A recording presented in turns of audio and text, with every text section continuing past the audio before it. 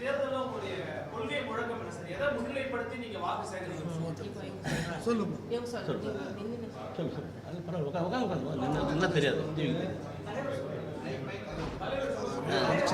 படிங்க சொல்லுங்க.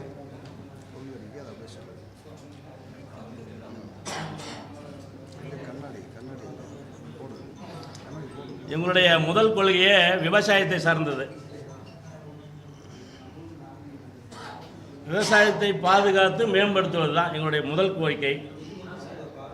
அனைவருக்கும் பாகுபாடின்றி இலவச மருத்துவம் வழங்குதல், நாட்டில் உள்ள அனைவருக்கும் பாதுகாப்பு சட்டம் ஒழுங்கை உறுதி செய்தல், தொழிற்சாலைகள் மற்றும் தொழில்துறைகளில் விரிவுபடுத்துதல், சிறு மற்றும் குறு தொழில் முனைவோர் மற்றும் தொழிலாளர்கள் நலன்களை பாதுகாத்து அவர்களின் தேவைக்கேற்ப நம்ம செயல்படுவது.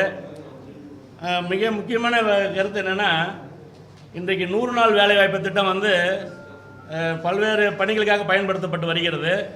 அந்த திட்டம் வந்து முழுக்க முழுக்க விவசாயிகளை சார்ந்து அவர்கள் பணி செய்வதற்கு நாங்கள் வந்தால் கண்டிப்பாக ஏற்பாடு செய்வோம்.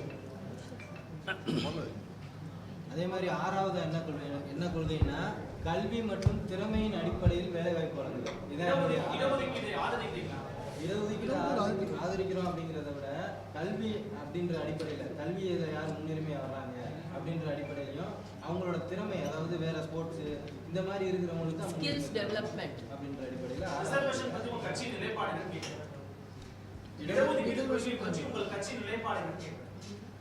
இடஒதுக்கீடு வந்துங்க இப்போ அரசியல் சாசனப்படி அவங்க பண்ணிகிட்டு இருக்காங்க. 2வது வந்து பொருளாதார அடிப்படையில் வந்து மக்களுக்கு வந்து அனைத்து இதுலேயும் வரணும்னு தான் எங்களுடைய நிலைப்பாடு. கண்டிப்பாக. ஏன்னா இப்போ இடஒதுக்கீடு பெற்றவங்களே பார்த்தீங்கன்னா அதில் தொட்டு அவங்களுடைய உறவினர்கள் அவங்களாம் பார்த்து பெரிய பெரிய ஆளுங்களாம் இருக்காங்க. அதே சமுதாயத்தை சேர்ந்தவங்க இன்னும் கீழ் மட்டத்தில் இருக்காங்க.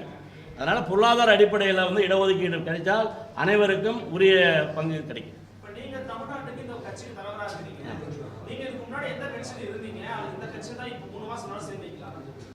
இல்லை, நாங்கள் வந்து ஏற்கனவே வந்து நான் காங்கிரஸ் கட்சியில் இருந்தேன்.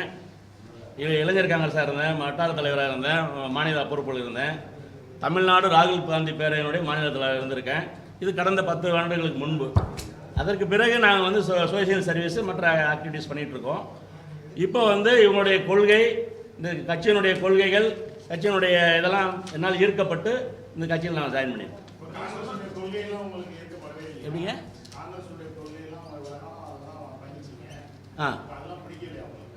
இல்லை, அவங்க காங்கிரஸினுடைய கொள்கை பிடிக்காமலாம் நாங்கள் வரலைங்க. நான் 10 வருஷம் வந்து என்னுடைய தொழில் ரீதியாக நான் அதிலிருந்து விலைக்கு வந்துட்டேன். கொள்கையை பிடிக்காமல் நான் வரல. ஆமாம்.